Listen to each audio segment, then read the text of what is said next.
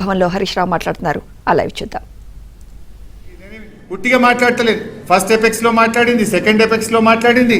ఇంత పోరాటం చేస్తే ఆ సెక్షన్ 3 వచ్చింది. బీజేపీల కథ కూడా ఒక్క నిమిషం మాట్లాడుకోవాలి. అసలు ఈ సెక్షన్ 3 ఎవరు వేయాలి? రాష్ట్రం ఇస్తే కేంద్ర ప్రభుత్వం ఇవ్వాలి. ISRWD యాక్ట్ ఏం చెప్తుందంటే, ఏదైనా ఒక రాష్ట్రం కంప్లైంట్ చేస్తే ఏడాదిలోగా పరిష్కరించాలి, పరిష్కరించలేకపోతే వితిన్ 1 year ట్రిబ్యునల్ వేయాలనేది చట్టం, భారత రాజ్యాంగం. కానీ ఇక చూడండి, మనమేమో 2014 రాష్ట్రం ఏర్పడ్డ 42 రోజుల్లో కంప్లైంట్ ఇచ్చాం.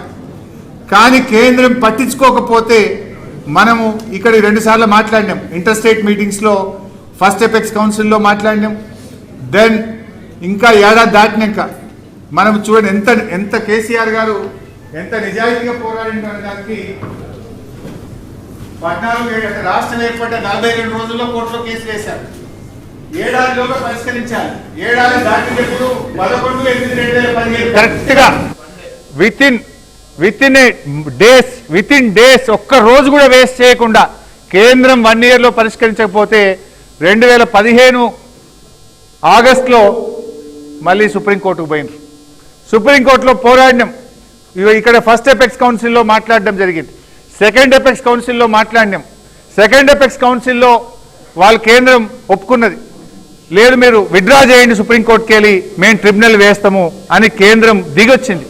దిగొస్తే వెంటనే మళ్ళీ విత్డ్రా పిటిషన్ 9/6/2021 కేసీఆర్ గారు విత్డ్రా పిటిషన్ వేసినారు.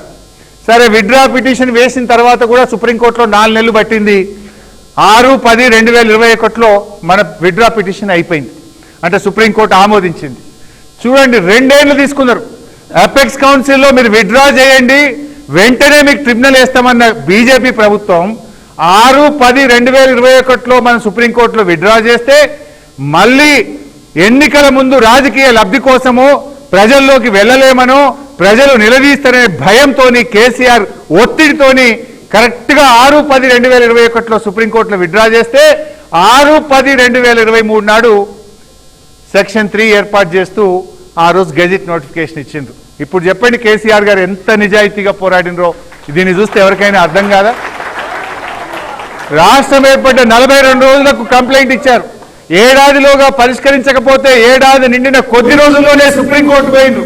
ఫస్ట్ ఎపెక్స్ లో మాట్లాడిండ్రు, సెకండ్ ఎపెక్స్ లో మాట్లాడిండ్రు.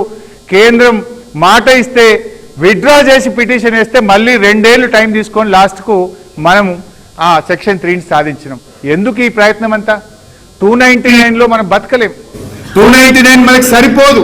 మన పాలమూరు కట్టాలన్నా, దిండి కట్టాలన్నా, మన కృష్ణా నది ప్రాంతంలో ఉన్న నల్లగొండ, మహబూబ్ నగర్, రంగారెడ్డి, ఖమ్మంకు నీళ్లు రావాలంటే మనం సెక్షన్ 3 కింద కృష్ణాలో 600 TMCలు తేవాలని ఒక నిజాయితీతో, నిబద్ధతతో కేసీఆర్ గారు ప్రభుత్వం చేసినటువంటి కృషికి ఈ లెటర్లు, ఈ ప్రయత్నమే ఒక సజీవ సాక్ష్యం. This the gazette notification. ఎప్పుడు వచ్చింది? ఇక్కడ ఉంది మీకు. ఇది కేసీఆర్ గారు సాధించిన గెజిట్. ఉమ్మడి రాష్ట్రంలో చూస్తే ఇది 298 కేటాయింపులు. వాడింది ఎంత అంటే వీళ్ళు కేవలం 113. ఆనాటి కాంగ్రెస్ పాలనలో తెలంగాణ రాష్ట్రం వచ్చే వరకు ఆనాడు కృష్ణా నది ప్రాంతంలో వాడిన నీళ్ళు ఎంత అంటే కేవలం 113 TMCలు మాత్రమే. ఇది కాంగ్రెస్ PPT. ఇది ఒక్కసారి చూడండి మీరు దయచేసి.